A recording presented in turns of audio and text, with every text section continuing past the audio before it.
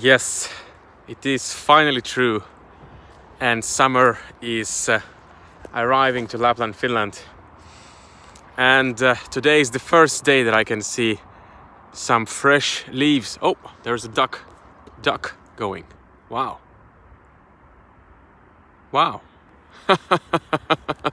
That's why I love these live videos, so crazy things can happen. Anyway, today is the first day that we can see some little tiny fresh leaves on the trees. And wow, it's taken nature quite a long time to produce these first leaves on the trees. They're still very tiny, but we are finally getting here. And as you can see, it's a fine and beautiful evening in Lapland, Finland. I am near the Arktikum Museum, which I showed you many times, but this place is one of my favorites to visit in this season, to see the beginning of summer, the first leaves at the Arktikum Park, as well as the beginning of the midnight sun. It's not just here yet, but it's coming, as sunset is at about 11 p.m. these days. And as usually in the beginning of summer, we're also having a kind of a flood. So the water level has risen a couple of meters, which is not very much. So usually you can walk towards this place, a pier of some sort, and usually here we have a beach as well, but now the beach is covered by the water. Of course, the water comes from melting of the snow in the north.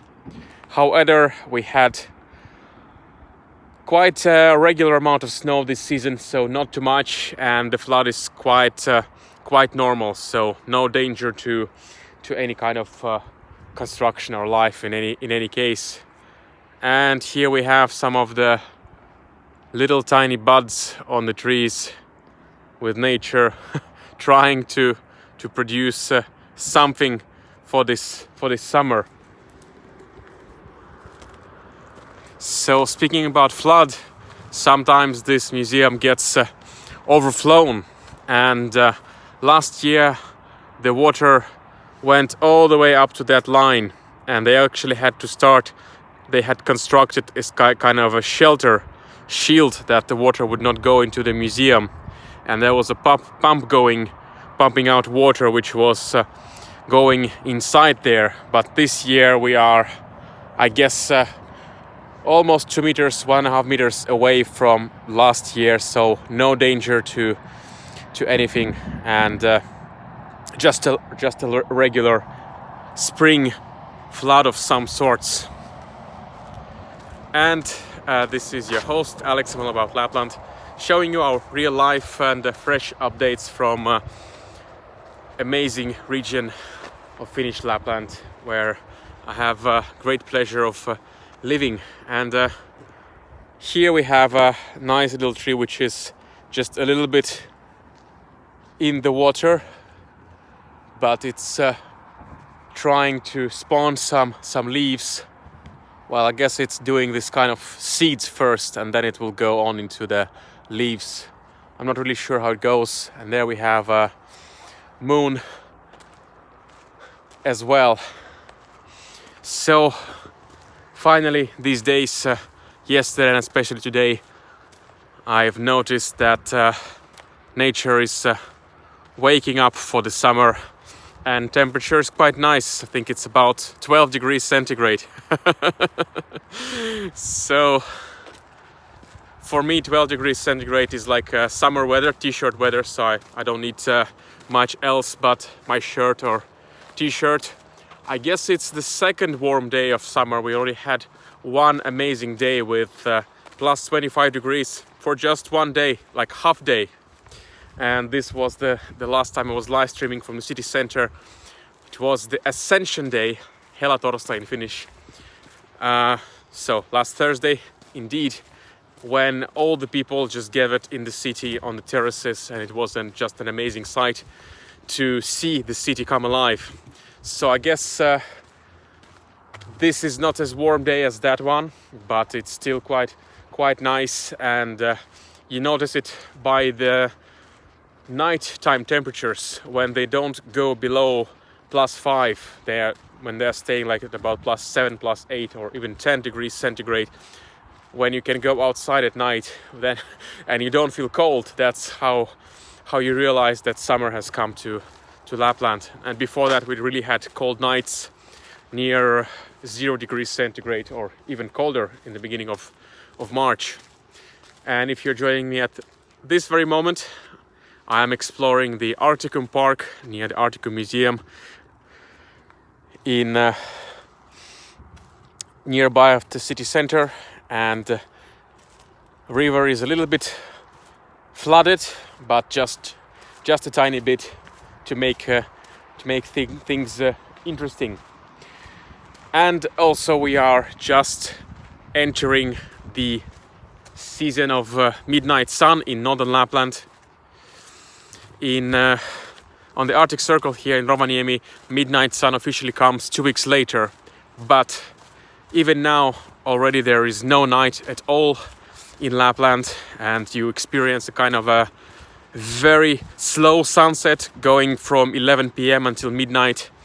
Then it gets you get already, if you have clouds on the horizon, they would be painted red for the whole night, and that's what actually happened yesterday. I went for a walk and it was very cloudy, but the horizon on the north was painted red during the whole night. And at 3 a.m, well, I wasn't sleeping obviously, I was doing some stuff, doing some work, and just as I was about to go to sleep at 3:10, I saw this magical light from my window. I went on the terrace, and in like 5 or 10 minutes the whole sky was painted orange and then yellow, and all the birds were singing. I had pheasant in the bushes doing his so every minute or so, and that was quite an amazing sight. And I have uploaded this clip on our Facebook pages, Twitter, and I think it's also in our Instagram stories, not here on YouTube but on some other channels, so go check this one out as well and subscribe to other channels. Here we have the Arktikum Museum, which is inside. It has an amazing glass dome, like a corridor inside, and all of the exhibitions are actually behind these walls. But as they built it quite nicely on the riverbank, it's an amazing place. But every spring there is a risk of the museum going flooded. So what they did last year, they had to put spikes inside this structure and just put like sheets of some sorts, some materials, so the water would physically not go on the other side, because the floor of Arktikum, it's actually lower than this floor. So if the water starts going here, basically the whole museum would be flooded, which is not good. So every year well, not every year, but on these winters when there is lots of snow, they have a little bit of a tight spot. And last year the water came around this line over here, somewhere near this line. So the protection was in a good spot. The same thing happened, I think it was in '92 when the museum opened. We had one of the biggest floods in history, so it was a tight spot for the museum. And now you can see a little bit inside over there. So there is a big corridor with amazing glass dome on the top, and the exhibition floor there are 2 floors, this one and the one above it, and the exhibitions are situated inside this corridor, inside these rooms. Well, I hope you will be able to visit this place by yourself, but if you are not able to do it now, I've also filmed last year when everything closed down. Even the museum was closed. Now it's open, by the way, but it was closed last April and May, and I used this moment to do a virtual tour for the museum. I was basically there alone in the whole museum, filming with cameras and stuff like that for like 2 or 3 weeks. And there is a really nice virtual tour of this museum with narration, so it's quite a nice piece of video to see, which can be also found on this YouTube channel if you just scroll down a little bit to the last year. This year I've been doing lots of these live videos as well. So now we are on the bank of the museum, which is quite a picturesque spot. So they've arranged some nice rocks. These types of rocks can be found on top of the bold mountains of Lapland called fells or fjells. So they have this interesting lichen, green lichen, which takes ages to grow. So these rocks are not native to this place, they were brought from somewhere.